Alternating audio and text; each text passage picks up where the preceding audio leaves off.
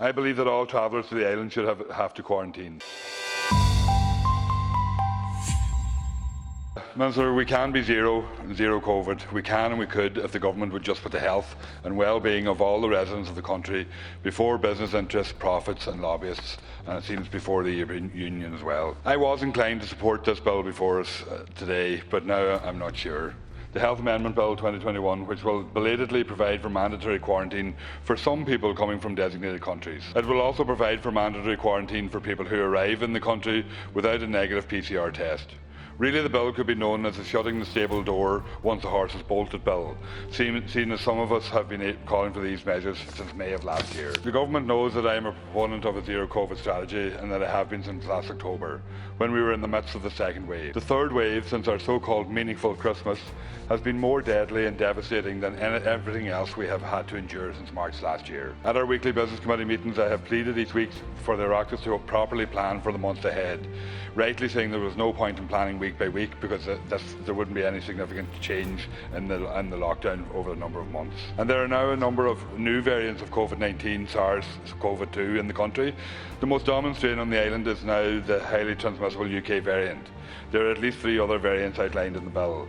And I don't agree with the names of the variants being specified in the bill, as we have absolutely no idea what other variants of this virus could mutate, and I think that any legislation we introduce now should have the ability to address future variations. I did study the statutory instrument 53/2020 Infectious Disease Amendment Regulations 2020, and I'm asking for reassurances that any and all variants will be covered under this extensive list. I don't want to be too negative, Minister. I was dismayed to hear media reports that the Brazilian variant could possibly be immune from the current vaccines.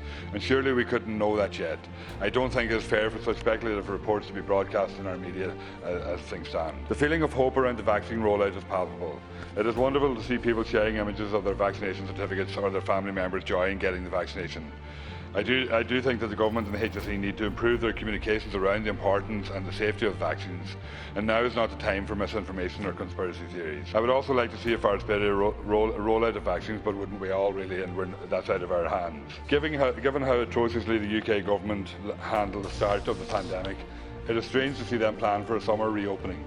But I suppose that is the benefit of having a health system like the NHS. Public health works when needed. Or is it that they are only giving 1 dose of vaccine to their citizens, and will that come home to roost on them as well? So we have to see what the story is in relation to that. I welcome the foresight of the government to introduce a 3-month sunset clause as set out in section 9, subsection 3, 4 and 5 of the bill. And I was actually pleasantly surprised to see some provisions in a government bill that I agree with. It makes sense that these measures could be reviewed on a 3-monthly basis. It has been positive to see the ICCL's position on the call for mandatory quarantine. Of course, we don't want to be infringing on people's rights, but we do have a responsibility to protect people's lives, health and livelihoods. And I think the ICCL submission provides a balance that could be met and should be met in relation to that, and that we can do both, and that's vitally important. I believe that all travellers to the island should have to quarantine. I do not agree with the notion of designated states, which may pose a high risk to the state or where there has been sustained human transmission.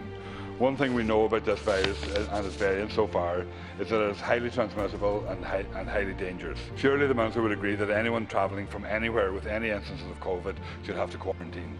And it's interesting when you look at the list of COVID countries that people do have to quarantine from, there's very low instances of COVID, and the countries with very high incidence, we're not providing any quarantine at all. I also take umbrage with the wording of subsection 25, section 38b, where it states that a dependent person means a person who is 18 years or over and is suffering from a mental or physical disability. Minister, do you not listen to people with disabilities and advocacy groups? Have you not seen the campaign, Disability is not a dirty word? Disabled people are reclaiming the term disabled and highlighting that it is society, policies and infrastructure which disables them and their abilities.